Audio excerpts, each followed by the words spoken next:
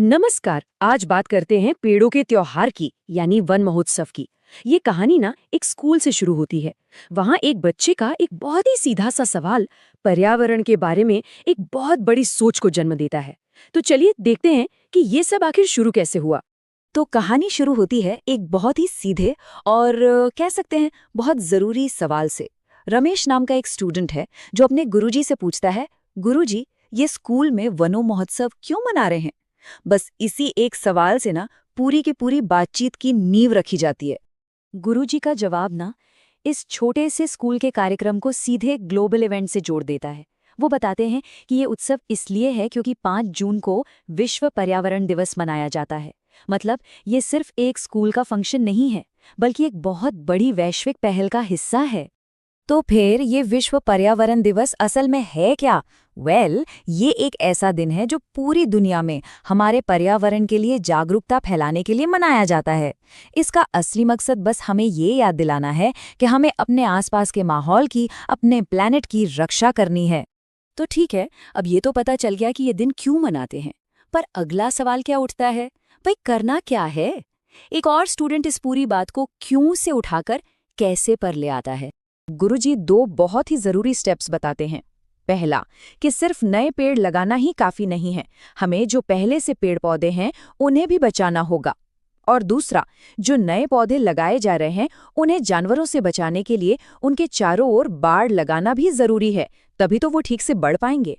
और बस यहीं से बात सिर्फ सुनने सुनाने तक नहीं रहती, बल्कि एक्शन में बदल जाती है। रशीद और रमेश सबसे पहले आगे आते हैं और वादा करते हैं कि वो पेड़ जरूर लगाएंगे। ये दिखाता है कि बच्चे सीखने के लिए कितने उत्सुक हैं। लेकिन बात सिर्फ पेड़ लगाने पर ही खत्म नहीं होती है ना। लता और गीता दूसरे जरूरी काम की जिम्मेदारी लेती हैं, उन पेड़ों की सुरक्षा करने की।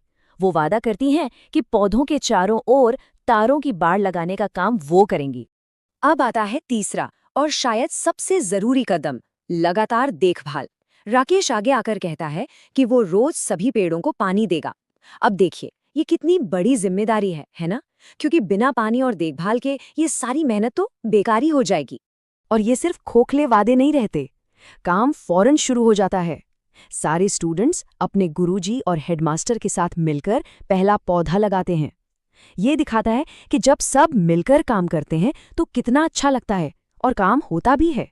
जब सब काम कर रहे होते हैं तो बसंती के मन में एक और सवाल आता है। वो जानना चाहती है कि अच्छा, पेड़ लगाने के और क्या-क्या फायदे हैं। ये सवाल इस पूरी बातचीत को एक नए और गहरे लेवल पर ले जाता है। गुरुजी पेड़ लगाने के 3 सबसे सीधे लेकिन बहुत गहरे फायदे बताते हैं। 1, पेड़ बारिश लाने में मदद करते हैं। दूसरा, वो हवा को साफ करते हैं, जिससे हमें सांस लेने के लिए ताज़ी हवा मिलती है।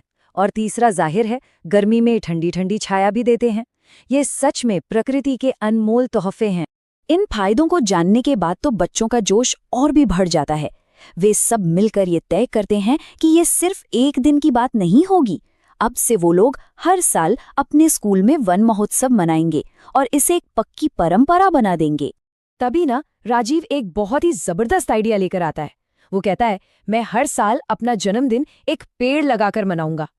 जरा सोचिए, कितना शानदार तरीका है ना, पर्यावरण की देखभाल को अपनी जिंदगी का हिस्सा बनाने का। आखिर में गुरुजी एक बहुत ही खूबसूरत भविष्य की तस्वीर दिखाते हैं। वो बच्चों से कहते हैं कि अगर वो सब अपने वादों पर टिके रहे तो ये पूरी धरती एक बार फिर से हरी भरी और खुशहाल हो जाएगी।